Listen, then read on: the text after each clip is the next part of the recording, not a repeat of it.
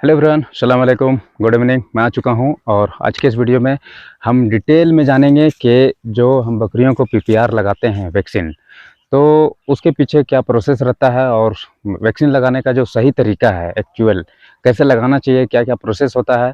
और काफ़ी ऐसे लोग हैं जो बोलते हैं वैक्सीन लगाएं लेकिन उससे हमको कोई बेनिफिट नहीं मिला, पीपीआर आ ही गया और बकरियां मर रही हैं।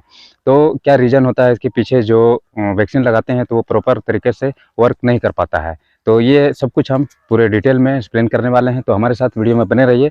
और पहली बार अगर चैनल पे आए हैं तो सब्सक्राइब जरूर कर लीजिए, क्योंकि हमारे इस चैनल पे बकरियों से रिलेटेड आपको हर तरह का टॉपिक मिलने वाला है और काफ़ी सारा वीडियो भी अपलोड है हमारे चैनल पे। आप प्लेलिस्ट भी विजिट कर सकते हैं। तो चलिए सीधा टॉपिक पे चलते हैं और हम जानते हैं पीपीआर के बारे में। तो सबसे जो पहला प्रोसेस होता है, जो पीपीआर बीमारी है वो काफ़ी डेंजरस होता है, जो कि अगर एक बकरी में आ गया, आपके आपके एक बकरी में आ गया तो आपके पास जितना भी बकरी है वो सब में फैल जाएगा और फिर बचाना नामुमकिन है। मुश्किल नहीं, नामुमकिन है, क्योंकि वो ऐसा डेंजर वायरस बीमारी है, वायरल बीमारी है, जो कि बकरियों को बचना नामुमकिन हो जाता है। तो उसे बचाने के लिए क्या करना चाहिए, और ये सबसे ज़्यादा अभी जैसे गर्मी स्टार्ट हो रहा ना, तो फरवरी, मार्च, अप्रैल, मई तक इसका चांस रहता है। और अगर हमारे एरिया में बात करें तो हमारे एरिया में काफ़ी ज़्यादा ये बीमारी अभी चल रहा है। ठीक है, क्योंकि हमने पहले भी शॉर्ट अपलोड किया था जिसमें बताया था कि अगर आप पीपीआर वैक्सीन नहीं किए हैं बकरियों को तो पीपीआर वैक्सीन कर लीजिए। और हमने भी कर लिया, और हमारे आसपास के कुछ लोग थे, उन लोगों को भी हमने बताया, तो उनको उनकी बकरियों को भी हमने पीपीआर लगा दिया है। और आप भी अगर नहीं लगाए हैं तो पीपीआर लगा लीजिए, क्योंकि ये काफ़ी डेंजर बीमारी होता है।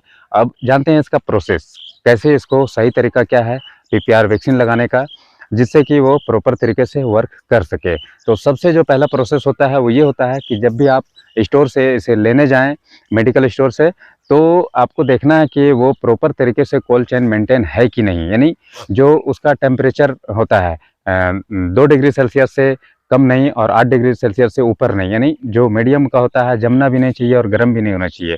इसके पीछे का भी कारण हम बताएंगे आपको कि ऐसा क्यों उसको रखा जाता है, उसके पीछे क्या रीजन है, ये भी हम बताएंगे। ठीक है, तो ये सबसे पहले आपको कोल्ड चेन मेंटेन है कि नहीं, इस पर ध्यान रखना है। दूसरी चीज़, जब भी आप मेडिकल से इसे परचेज करते हैं तो घर से, वहाँ से लेके घर तक और बकरियों को लगाने तक का आपको बर्फ़ में ही रखना है, उसको बर्फ़ से हटाना नहीं है। जब भी लग जाए तो ख़त्म होने के बाद ही आप उसको हटा सकते हैं। और अगर आपने 50 डोज वाला लिया है, यानी 50 बकरियों वाला पीपीआर का पैक लिया है, और आपने 20 बकरियों को लगाया, बाकी अगर 30 बकरियों के लिए अगर पीपीआर वैक्सीन बच जाता है तो आप उसे ज़मीन के अंदर गाड़ दें। ठीक है, अब है बात कि उसे हम बर्फ़ में क्यों रखते हैं, इसके पीछे रीज़न है। जो एक तो डाइल्यूट वाटर होता है जिसमें हम उसे मिक्स करते हैं, एक छोटा पैकेट होता है, यानी पूरी शीशी होता है जो पाउडर फॉर्म में होता है, और वो जो पाउडर फॉर्म में होता है उसके अंदर ही होते हैं कीटाणु, वो जीवित होते हैं। उनको जिंदा रखने के लिए ये जो 2 डिग्री से नीचे और 8 डिग्री से ऊपर नहीं होना चाहिए। अगर ऐसा होता है तो वो जो जीवित कीटाणु होते हैं पाउडर फॉर्म में पीपीआर के, वो मर जाएंगे, और वो मर जाएंगे तो फिर उसे लगाने का कोई बेनिफिट नहीं होगा।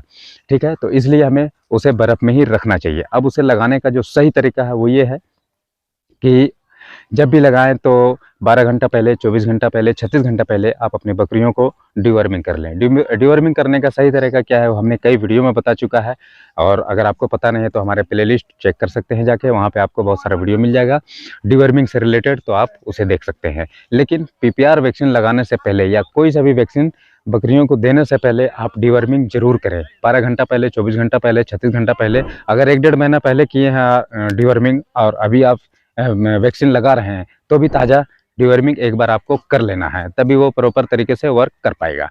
तो ये था पूरा डिटेल वैक्सीन लगाने का। अभी क्या है कि जो छोटे बच्चे हैं उनको आप नहीं लगा सकते हैं, यानी जो 4 मंथ से नीचे हैं उनको नहीं लगाना है, और जो प्रेग्नेंट बकरियां हैं उनको नहीं लगा सकते, यानी 1 मंथ से जिनको ऊपर हो चुका है, जो प्रेग्नेंट है 1 मंथ से ऊपर, उनको नहीं लगा सकते हैं। ठीक है, 15 दिन, 20 दिन, 1 महीने के हैं तो उनको आप लगा सकते हैं।